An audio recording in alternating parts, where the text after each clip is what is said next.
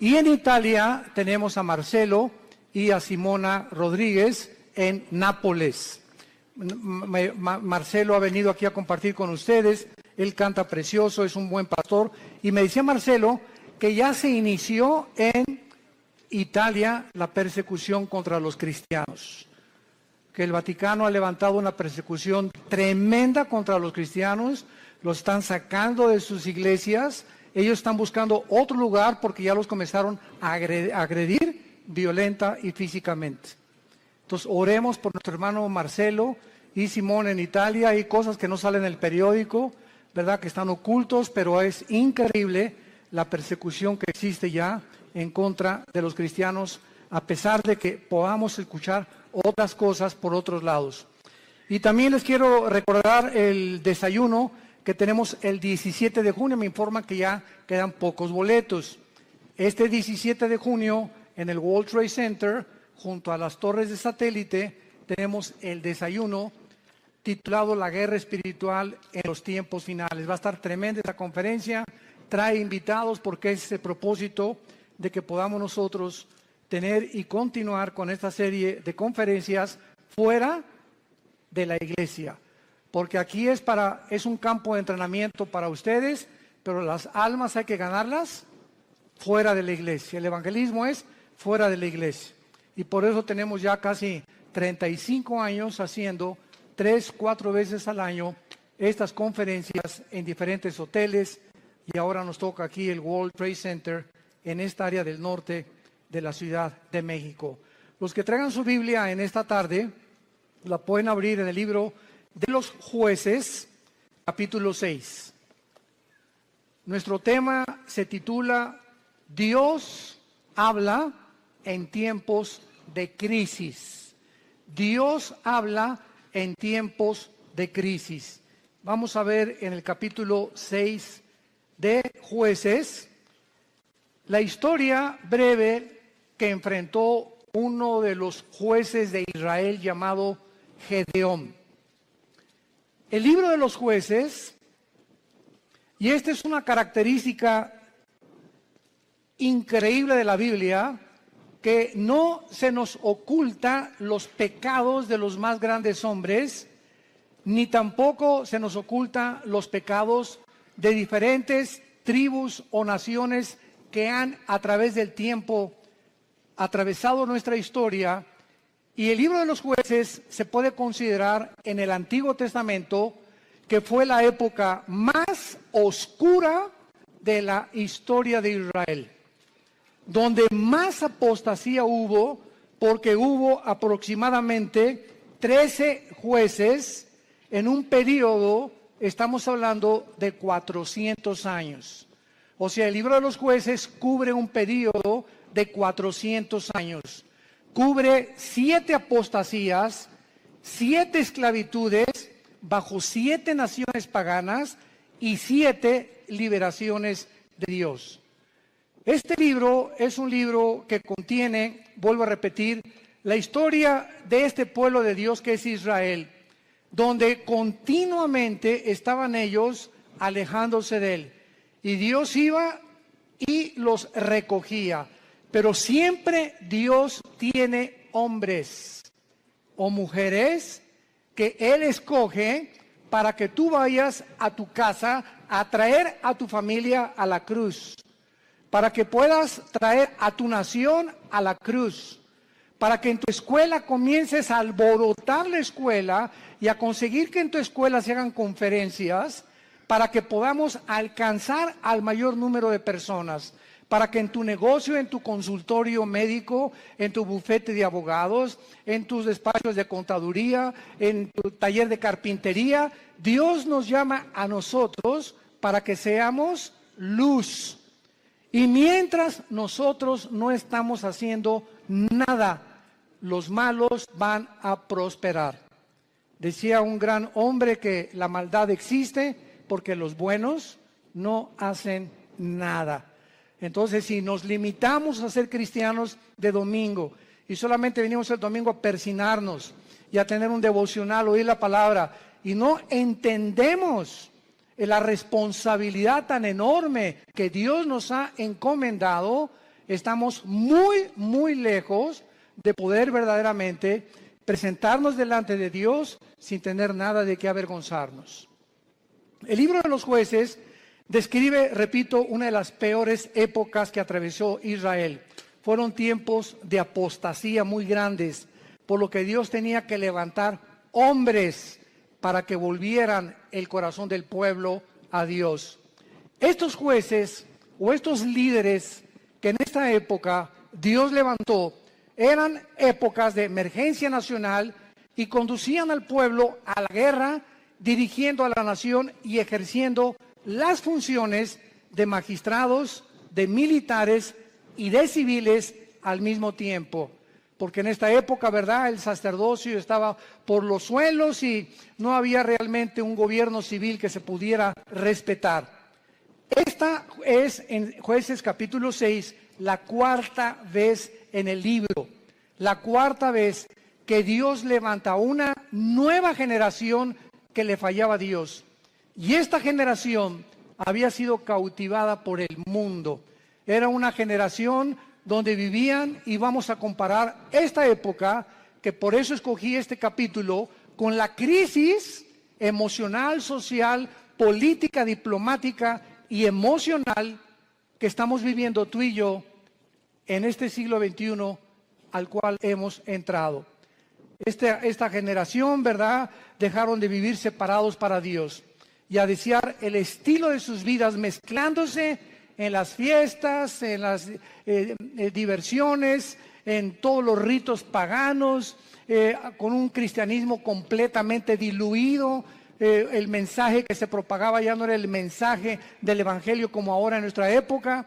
Mi esposo y yo, que hemos estado viajando estos últimos meses, cada vez nos encontramos con todos los cristianos o iglesias a donde vamos, aquí, fuera de México, en Estados Unidos, buscando una iglesia que les dé alimento espiritual, que les dé una sana doctrina, que puedan realmente sentirse edificados con la palabra de Dios, y están buscando por todos lados por la forma tan diluida en la que el evangelio se ha propagado. Y al mismo tiempo vivimos una época de cinismo espiritual. Hace algunos días yo estaba en una conversación con una persona que conozco hace muchos años en Cristo. Bueno, este es solamente como un ejemplo de introducción al libro de los Jueces. Y esta persona yo la conozco ya hace muchos años. Es más, él vino y se convirtió bajo nuestro ministerio. Y entonces yo oí hace como algunos meses que él había abandonado a su esposa y había abandonado a sus hijas. Y se había ido, pues, desde luego con un amante, ¿verdad? Con otra muchacha, su secretaria, o no sé, no importa quién haya sido.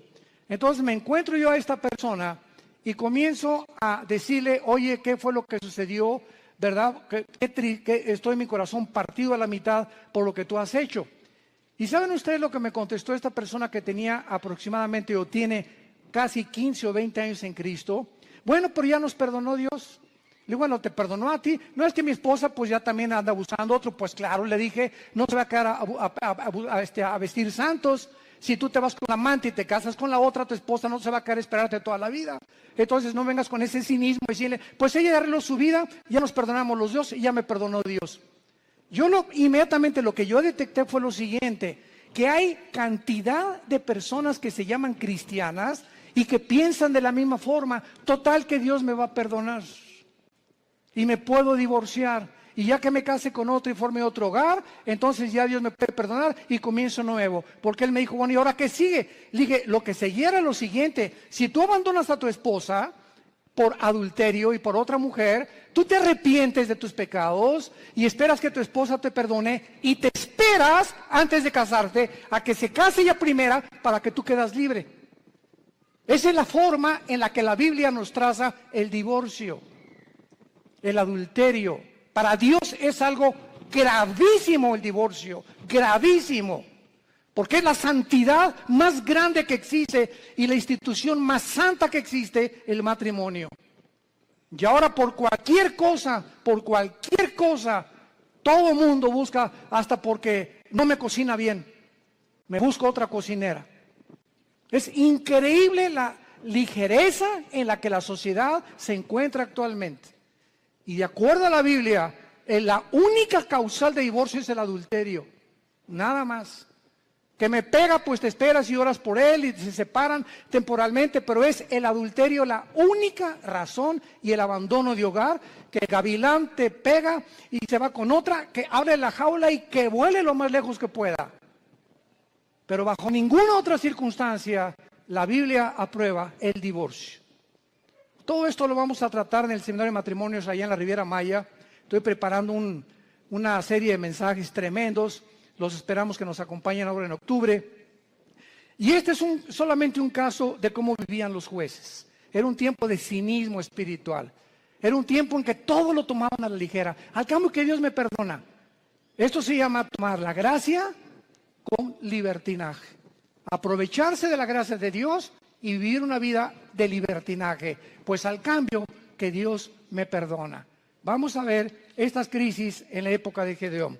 Capítulo 6, del 1 al 5, veamos el escenario en el que se encontraba Gedeón. Los hijos de Israel hicieron lo malo ante los ojos de Jehová, y Jehová los entregó en mano de Madián por 7 años. Recordemos que Madián era uno de los hijos de Cetura, la segunda esposa de Abraham. Cuando se murió Sara, se casó con Cetura y de ahí nacieron los madianitas. Lo podemos ver en Génesis capítulo 25. Entonces los madianitas eran primos hermanos de los israelitas o medios hermanos de los judíos. Y la mano de Madián prevaleció contra Israel. Y los hijos de Israel, por causa de los madianitas, se hicieron cuevas en los montes, cavernas y lugares fortificados. Pero pues sucedía que cuando Israel había sembrado, subían los madianitas y amalecitas, y los hijos del oriente contra ellos subían y los atacaban. Y acampando contra ellos, destruían los frutos de la tierra hasta llegar a Gaz. Y no dejaban que comer en Israel ni ovejas, ni bueyes, ni asnos. Porque subían ellos y sus ganados, y venían con sus tiendas en grande multitud, como langostas. Ellos y sus camellos eran innumerables, así venían a la tierra para devastarla. No cabe duda que podemos nosotros, con esta introducción, poder comparar la época en la que nosotros estamos viviendo y el paralelo tan grande que existía en los tiempos de Gedeón y nuestro tiempo actual. Vemos en estos primeros 5 versículos la primera clase de crisis. Estaban atravesando una crisis social y de mucha violencia. Israel se había abandonado de los caminos de Dios. Dios los entrega en manos a enemigos, porque esta es la forma como Dios trata con todos nosotros. Dice la Biblia que mientras estamos en la luz, 1 Juan capítulo 1, la sangre de Cristo nos limpia de todo pecado. Bajo la luz, el diablo, los demonios no pueden meterse con mi vida, ni con mis hijos menores de edad, porque estoy bajo la protección de Dios. En el momento en que nos movemos y regresamos a la dimensión de las tinieblas, que es donde Satanás tiene acceso, Satanás no tiene acceso a la luz. Dios es luz y no hay tinieblas en él. Entonces las tinieblas están relacionadas con el pecado. El momento en que tú pecas, o ya traes una mujer en tu mente que no es tu esposa, o ya metiste pornografía a tu casa, o ya comenzaste a hacer cosas que son desagradables a los ojos de Dios, sin que tú te des cuenta, si tú mantienes este tipo de vida, comienza el cerebro y las emociones a ser afectadas, y entonces viene lo que se llama el engaño, donde comienzas a engañarte, porque el pecado tiene el poder de engañarnos, y comienzas a convencerte que no estás tan mal.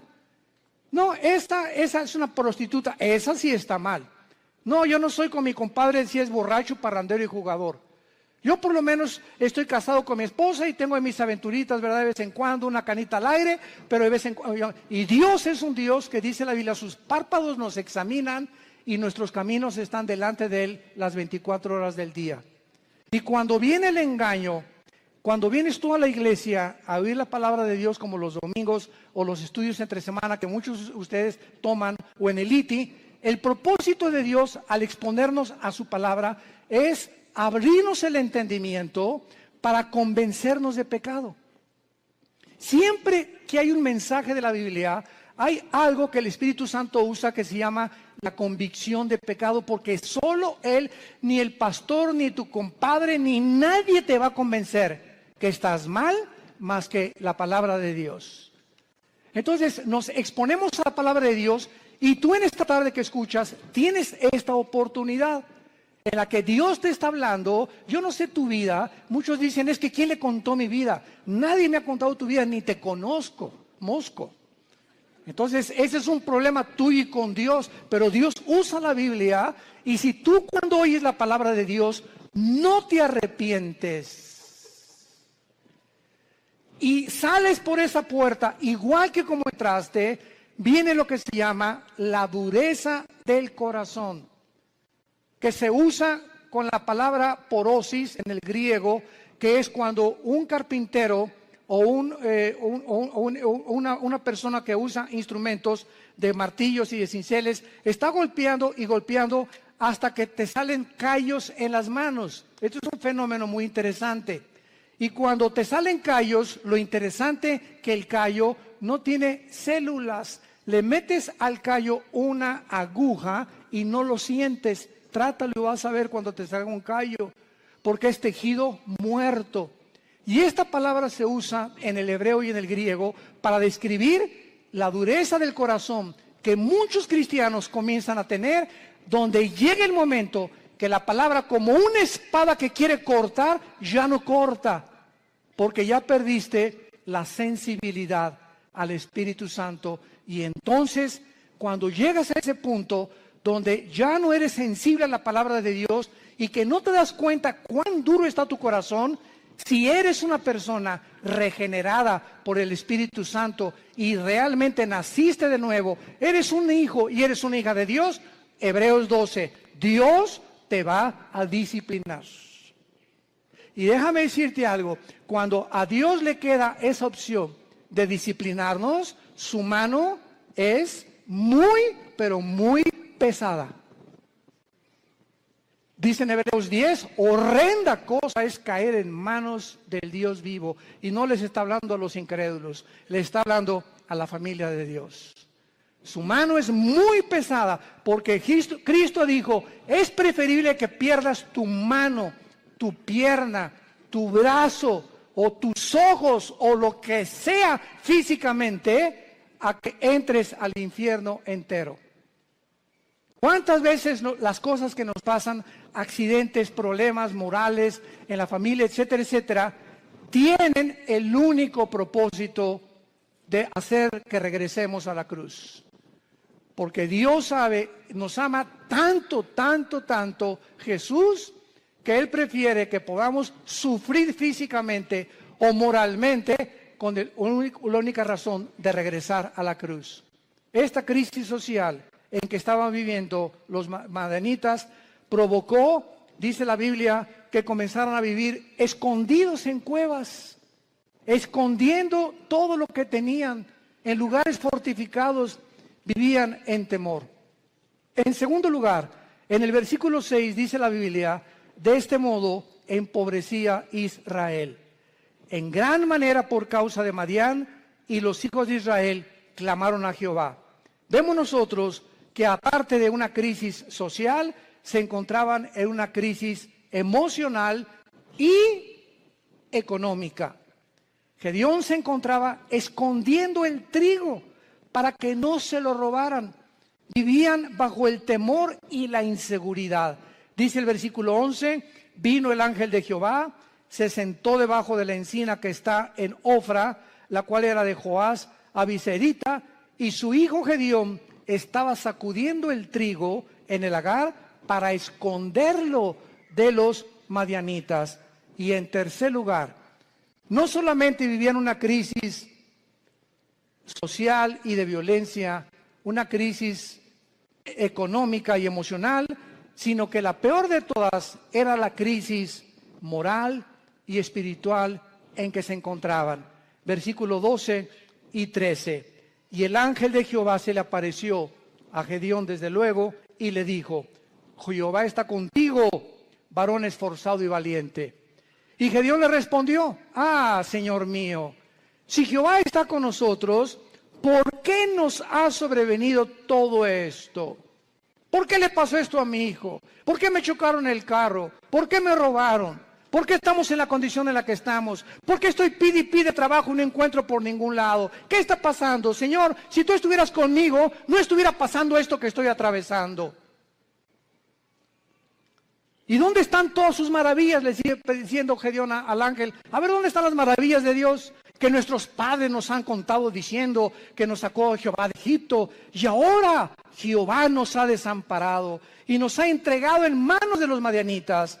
Y mirándole Jehová le dijo: ve con esta tu fuerza y salvarás a Israel de mano de los madianitas. ¿No te envío yo?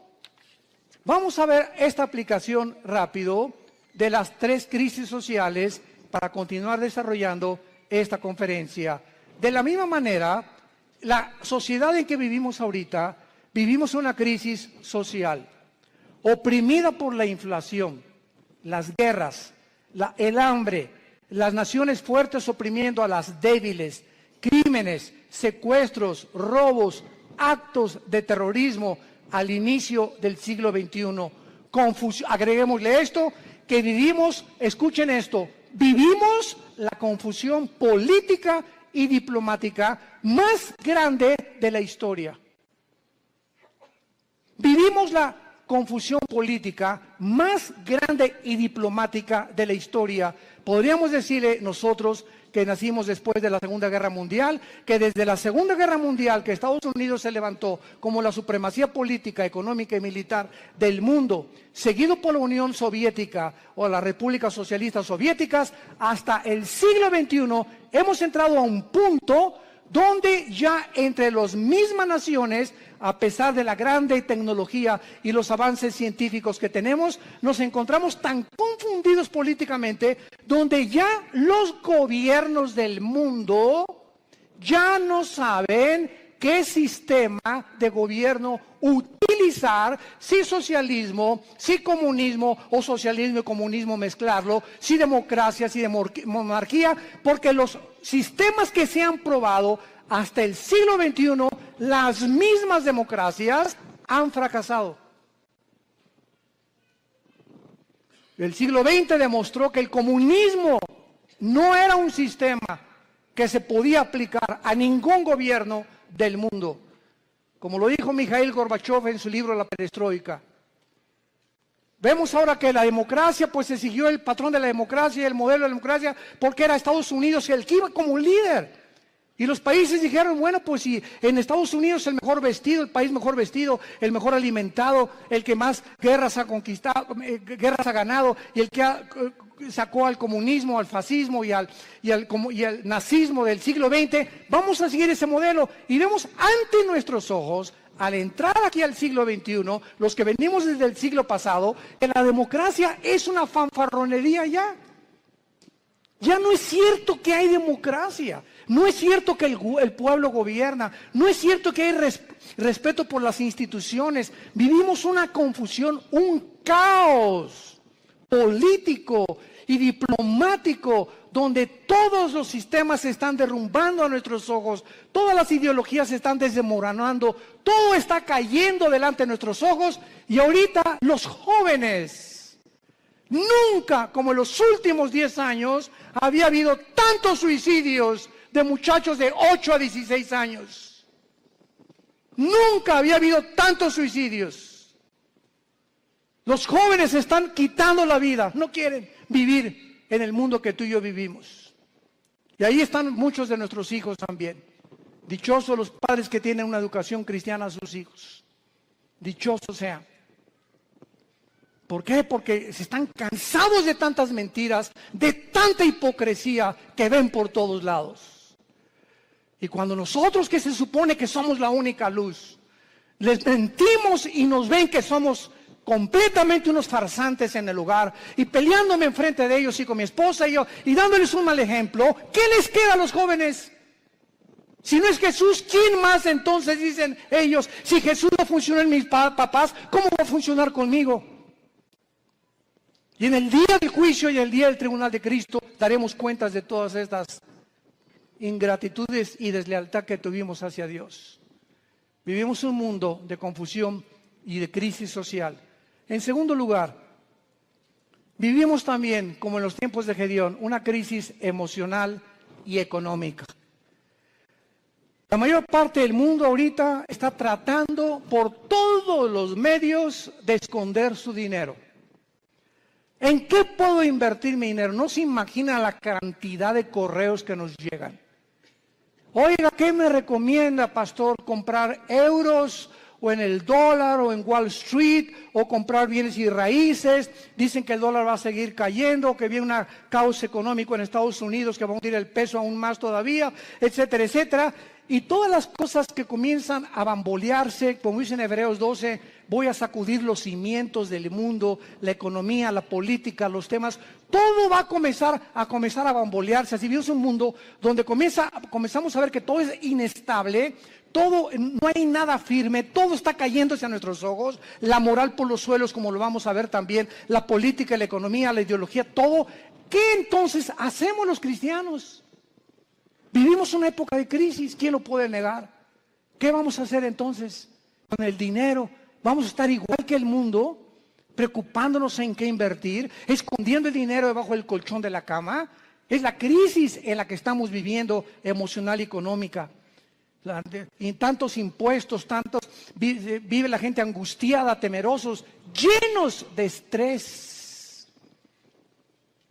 La clínica Mayo en Rochester, una de las clínicas más prestigiadas en medicina, el Hospital Hopkins en Inglaterra, de Estados Unidos, de las instituciones más prestigiadas en medicina, llegaron a un acuerdo el año pasado, que la causa número 1 de problemas físicos en el ser humano actualmente y emocionales tienen una sola raíz. Ya no son ataques al corazón, entonces consecuencias, el problema y el peligro más grande que está asumiendo al mundo ahorita, robándole la salud, se llama el estrés. El estrés. Aún mismo el estrés te hace subir el nivel de tu colesterol y de tus triglicéridos. Así que si tú eres una persona que fuiste al médico y tienes más de 200 de colesterol arriba, o tu glucosa pasa de los 100 puntos, etcétera, etcétera, y tú dices, bueno, voy a entrar a una dieta, y crees que con la dieta se va a mejorar, claro que te va a ayudar, pero si no va acompañado con la paz en tu vida, y tú puedes estar comiendo todos los días lechuga y convertirte en el bunny bugs, en el conejo. No importa lo que puedas hacer, si tu vida no tiene paz y no tiene equilibrio y no tiene una estabilidad emocional, no importa lo que hagas, porque emocionalmente lo que descompone el organismo es el cerebro y la falta de paz. El estrés es un estado de angustia, de incertidumbre, que estás así, de enojo, de ira, de desconfianza en el mundo, andas como león enjaulado y se te atraviesa en el tráfico y quieres sacar la pistola y le recuerdas a la mamá y hasta a la abuelita le recuerdas cuando se atraviesan en el tráfico. Y llegas a la casa y estás igual. Entonces, tú no vas a llegar a los 40, 50, 60 años de edad como una persona normal y vas a comenzar a padecer de enfermedades que tienes una buena dieta, pero te está descomponiendo tu estado emocional. ¿Por qué? Porque no tienes paz. Y hace 2000 años, Jesucristo nos dio la medicina para el estrés. Mateo capítulo 6, versículo 25 en adelante. Por nada estén afanosos. La vida es más que el alimento y el cuerpo más que el vestido. Miren ustedes a las aves de los cielos. Aunque tú en tu cerebro no lo puedas captar, ni lo puedas dimensionar, los pajaritos, cada pajarito de cada campo, de cada bosque en el mundo, cada pajarito depende de mi Padre. Y Dios les puso a los pajaritos un chip para que nunca veas a un pajarito sembrar, para que nunca veas a un pajarito cosechar, y para que jamás vayas a encontrar que ningún pajarito nunca guardan su comida, no la almacenan en Banamex ni en Bancomer. Y sin embargo, vale $1 cada pajarito, $2, y si mi Padre los alimenta, ¿cuánto más ustedes, que di mi vida en una cruz, que resucité de los muertos, que cambié la historia, que me apareció más de 500 personas en los primeros meses y años de mi vida, y que vivo en el corazón de muchos de ustedes? ¿Cómo es posible que hayas llegado a ese punto donde dudes que te voy a dejar? Ahora que estábamos mi esposa y yo en Acapulco, no estábamos ni en la playa. Siempre que, igual cuando vamos a la Riviera Maya, ¿verdad? Lo que menos, ni a la alberca nos da tiempo de meternos, porque vamos a ministrar a la gente. Y estábamos en Acapulco y tuvimos el desayuno, 600 personas. Fue una vez, como no se imagina qué bendición fue. Nuestra iglesia en Acapulco está creciendo tremendamente.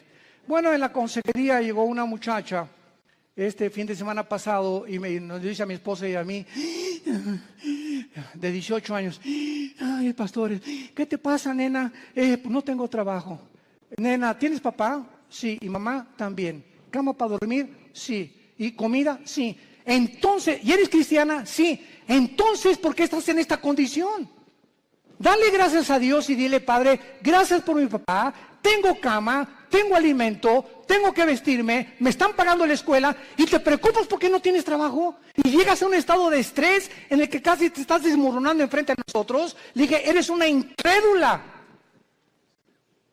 Tú no puedes tratar a Dios de esta manera. El día que tú le des gracias a Dios por lo que tienes y no te fijes en lo que no tienes, Dios te va a dar el trabajo. Fíjense ustedes cómo somos, ¿verdad? ¿Cómo somos nosotros? ¿Cuántos refugiados salen ahorita de Siria? 6 millones. Velos en los periódicos, velos en los videos, con una maleta, con 3 cambios de ropa o 2 a lo mucho, con 3 o 4 chamaquitos detrás de ellos, sin saber qué país les va a abrir la puerta, sin saber si mañana van a dormir.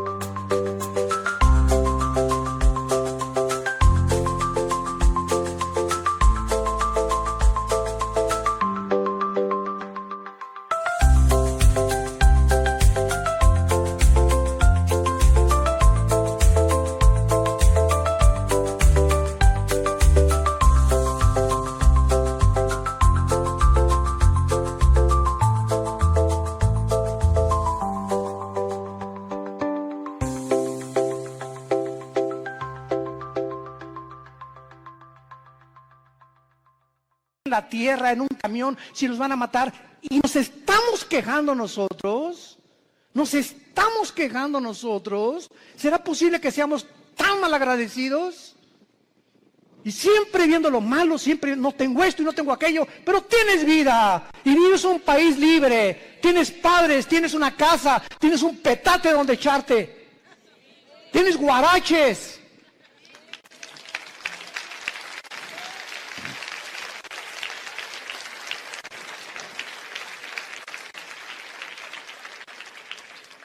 Vivimos una crisis moral y una crisis espiritual, no cabe duda. Y tenemos que entender que no es como comenzamos, recuerda esto, sino como terminamos lo que vale delante de Dios. Como este muchacho que comenzó muy bien, 20 años discipulándolo, ya se va con una otra chamaquita y deja a su esposo y todo. Le digo, recuerda que no es como comenzaste, es como terminaste. Y estás terminando mal, le dije, vas mal y vas a acabar mal.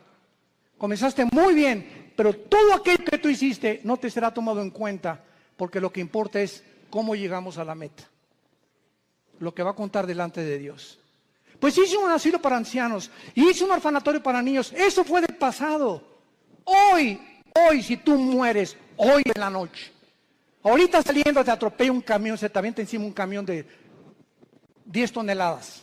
Y te da como tortilla aplastado y llegas al cielo ahorita mismo en la tarde. ¿Qué le vas a decir a Dios? ¿Qué hiciste con tu vida? Lo alabaste, lo bendeciste. ¿Cuánto de tu tiempo se lo dedicaste a Él? ¿A cuántas personas les hablaste de Jesús? ¿A cuántas personas de tu familia ya has traído a la cruz? Hoy, ¿qué es tu vida? Tú no sabes si hoy es el último día que vivimos. Nadie lo sabe. En Hebreos capítulo 6 hay una exhortación muy fuerte y se nos dice, Hebreos 6, 11 y 12. Pero deseamos que cada uno de ustedes muestre la misma solicitud hasta el fin. Otra vez, no es como comenzamos, sino mantener el mismo ritmo. Por eso se compara la vida cristiana con los maratones en Hebreos 12, que corramos de tal manera que alcancemos el premio. Entonces, no es solamente como comenzamos, sino mantener el ritmo, y vienen los ánimos, y vienen las tormentas, y vienen las lluvias, y problemas, y el dólar, y el petróleo, y las guerras, y nada te apachurra, nada te...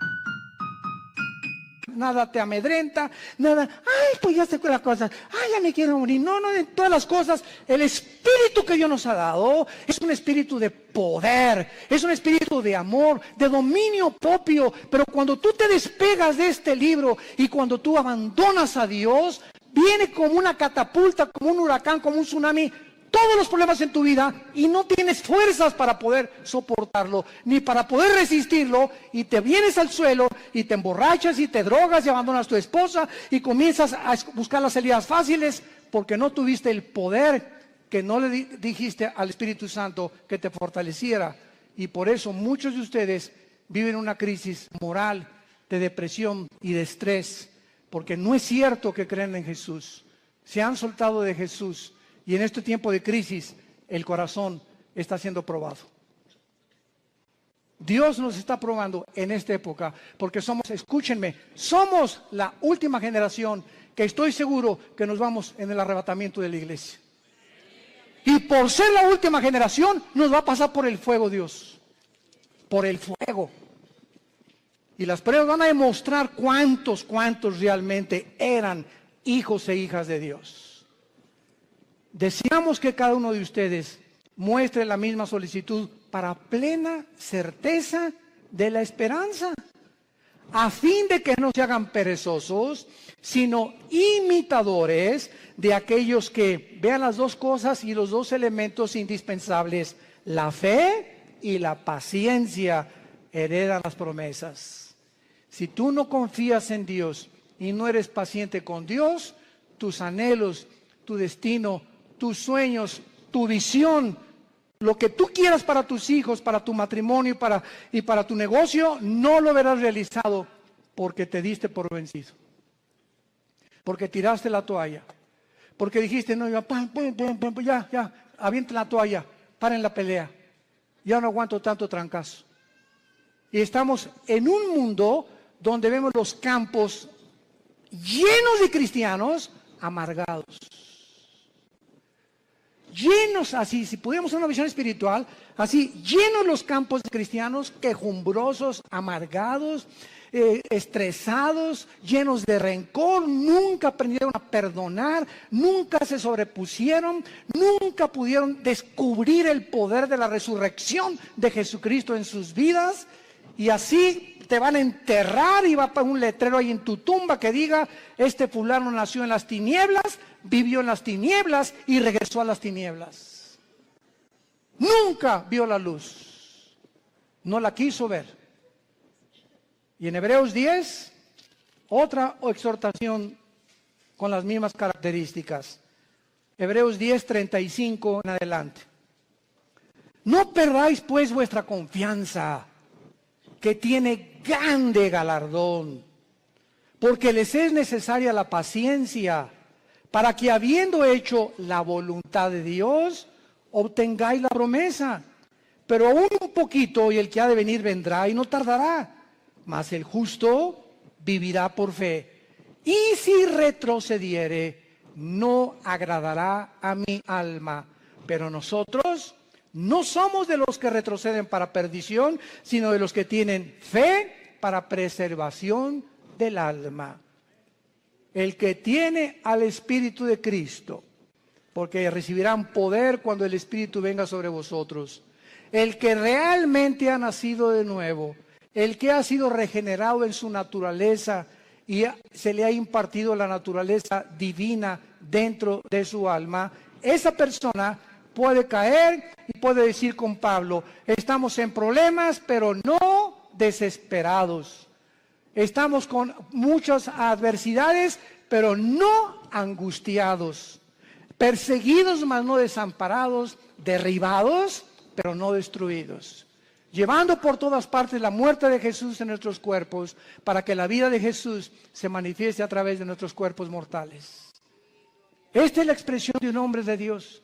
Un cristiano verdadero tiene problemas, pero nunca llegará a la angustia. No tengo trabajo. ¿Qué voy a hacer? Nunca llegarás a ese punto de sentirte arrinconado donde no ves ninguna ventana, el mundo se te cerró, todo es tinieblas, porque no puedes ver a través de esas tinieblas, simplemente porque no quieres verla, porque no es cierto que crees en el poder de la resurrección del Hijo de Dios. Decía en Filipenses 2 Pablo, todo lo que antes lo tenía por ganancia, lo tengo por basura, con tal de conocerle y ser semejante a él en su muerte, y con el fin de poder conocer el poder de su resurrección. No solamente Cristo nos quiere que seamos iguales a su Hijo en conocimiento, en teología y en cosas intelectuales y de mucho conocimiento bíblico, sino que ese conocimiento nos transforme en guerreros, en guerreras, en hombres y mujeres que empujemos en la generación que tenemos, que no tengamos temor de nada ni de nadie, ni de los alacranes, del hombre, ni de la política que se cae. No tenemos miedo de...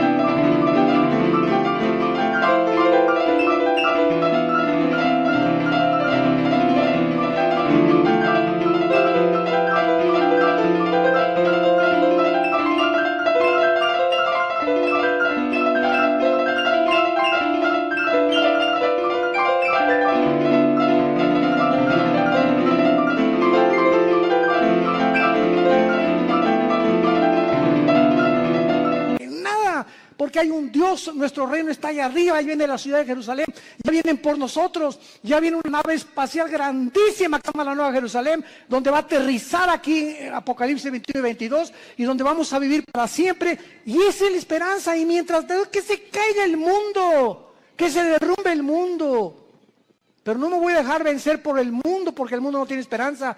Tú y yo tenemos esperanza, y esa esperanza es la que tenemos que transfundir a nuestros hijos.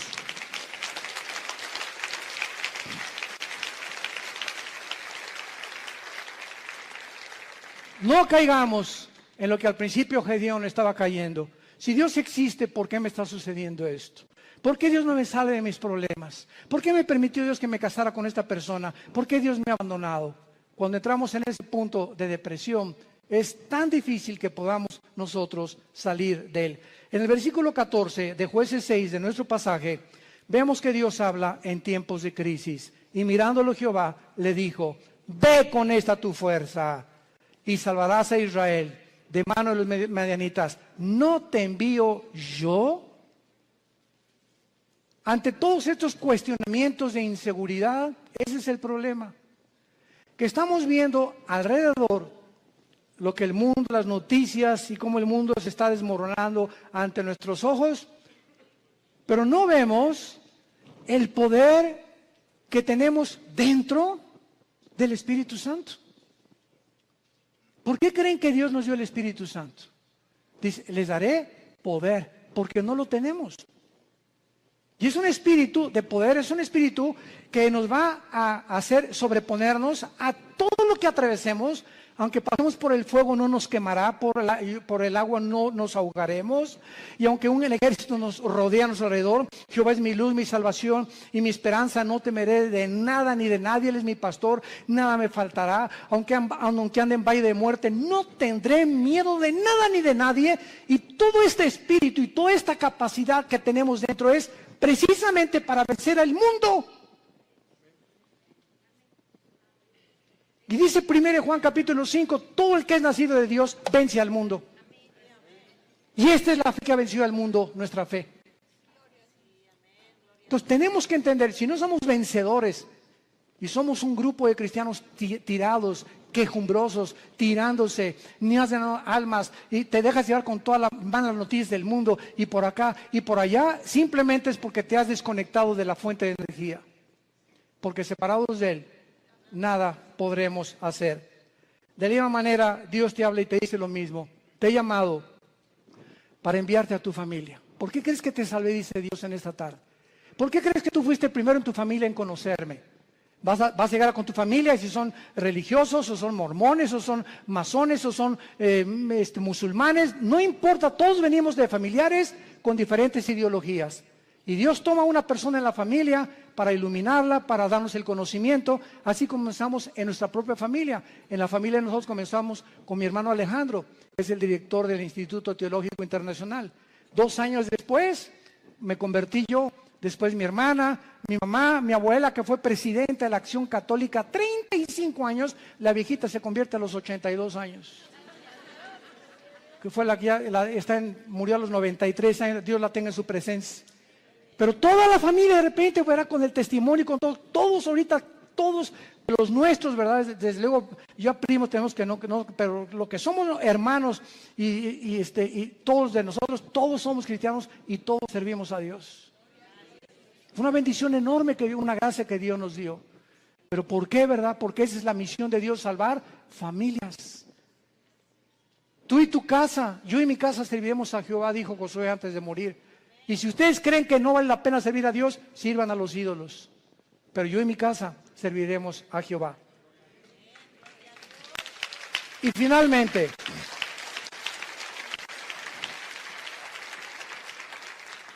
Gedeón le responde a Dios, versículo 15 y 16. Entonces le respondió: Señor mío, ¿con qué salvaré yo a Israel? He aquí que mi familia es pobre en Manasés, y yo el menor en la casa de mi padre. Jehová le dijo: ciertamente yo estaré contigo y derrotarás a los madianitas como a un solo hombre. ¿Has tú también argumentado igual con Dios? Señor, pero ¿cómo salvaré a mi familia? ¿Cómo les puedo testificar si soy débil? ¿Cómo me pones a mí de maestro de escuela dominical si con trabajo sé enseñar? ¿Cómo me quieres mandar a mí de misionero si tengo miedo de los afganistanes y ahí en Venezuela? ¿Cómo me mandas a mí de estas cosas? Y siempre estamos viéndonos nuestras capacidades. Siempre estamos viendo lo que nosotros podemos o no podemos hacer. ¿Cómo no me van a mí a escuchar si en mi clase les hablo? Soy tartamudo, Señor. No veas tu tartamudez, no veas tus discapacidades, no veas tus debilidades, velo a Él. Eso fue lo que Moisés le dijo también. ¿Cómo me mandas a Faraón? Y le dijo Dios, ¿qué no hice yo el oído y no hice yo la boca? No tengas miedo, vas en mi nombre y yo te daré el poder y la capacidad que ni siquiera conocías, porque cosas que están ocultas y que no han consumido el corazón del hombre y que...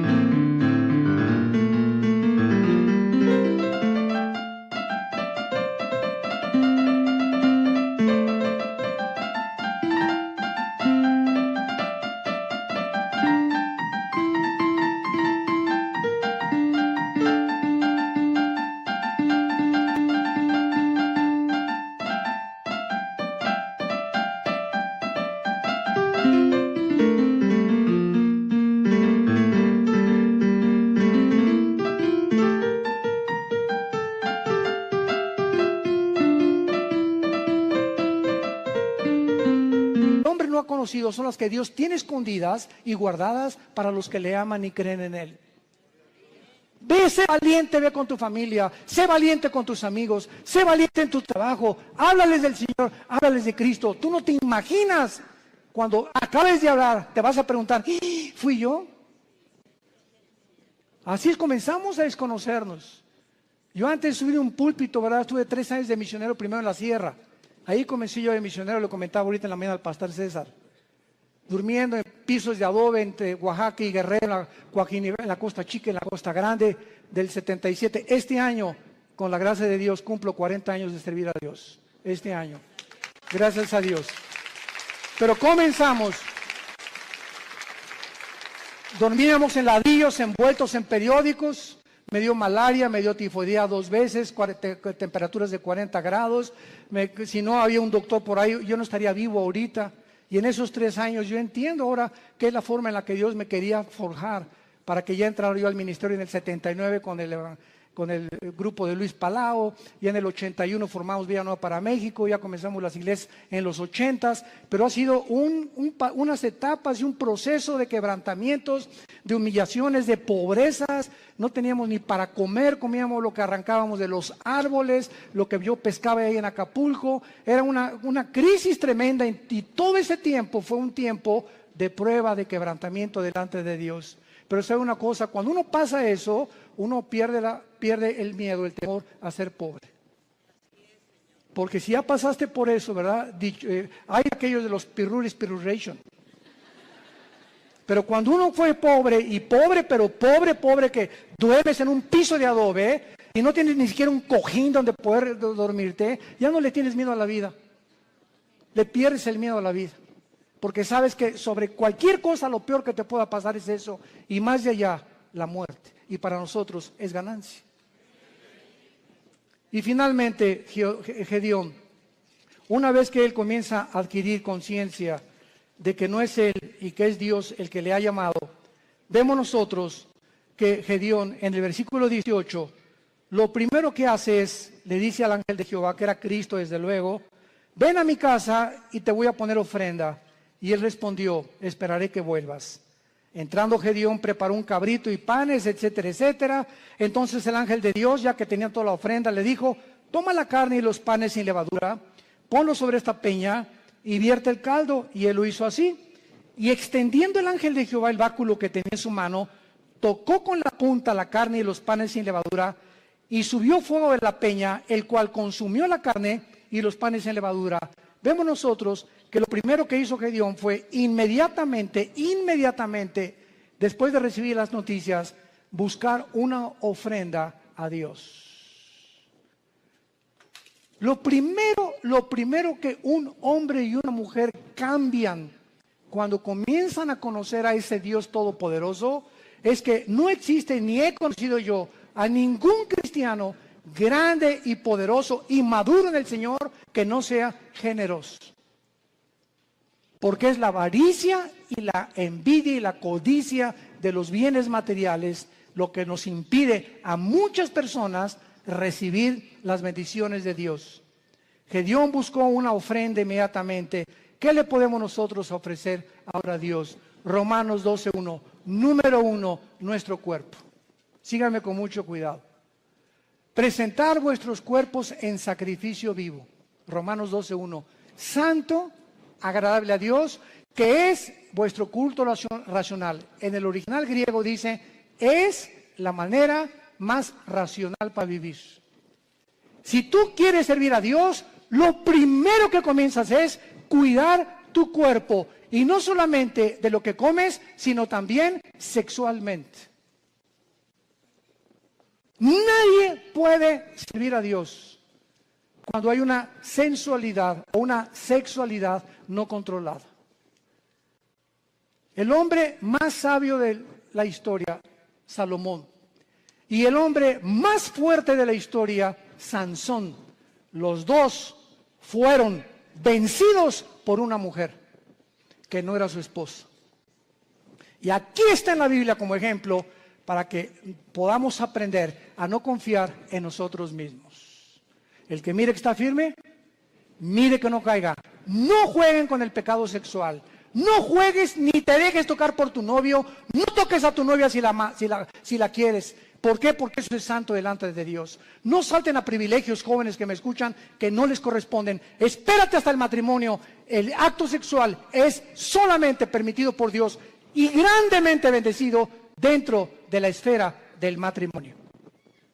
Nunca el acto sexual será bendecido antes o ya casado con otra persona que no sea tu esposa, que se llama adulterio. Mientras nuestros cuerpos no sean santos delante de Dios y no tengamos limpia el alma sexualmente y también físicamente, ¿verdad?, una alimentación adecuada, vamos a impedir nuestro avance y las cosas grandes que Dios podía haber hecho con nosotros, no las hará. Dios busca hombres y mujeres santos en toda.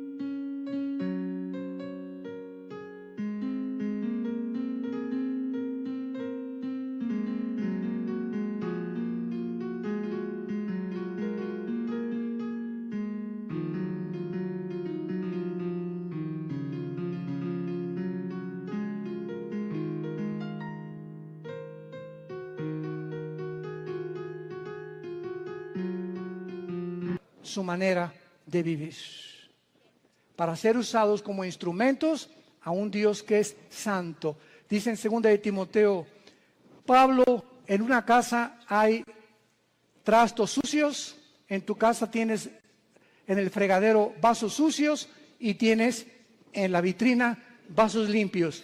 Si llegan invitados, ¿qué vasos usas? Los limpios.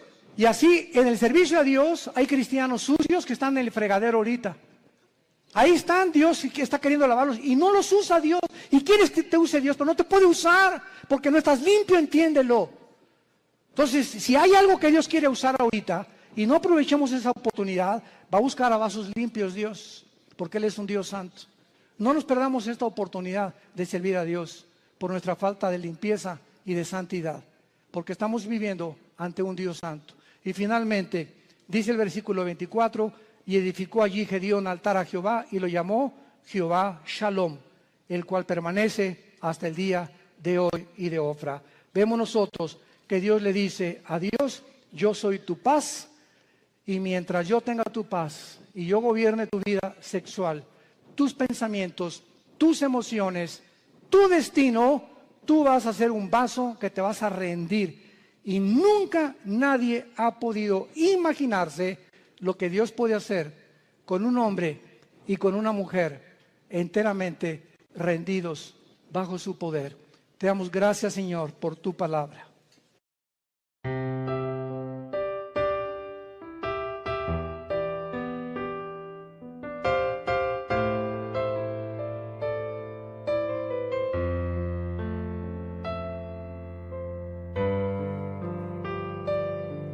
When my heart is heavier, I remember that I have got someone like you in my life. A single day is nothing without you. I hope that my sunshine will always be with me.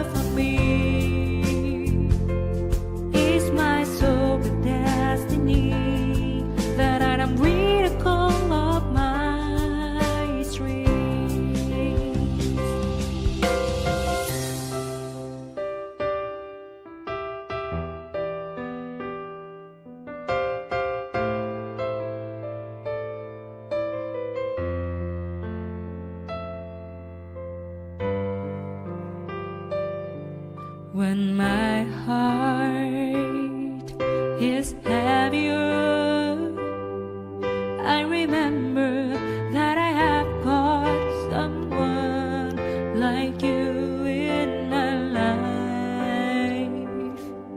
A single day is nothing without you. I hope that my sunshine will always be with me.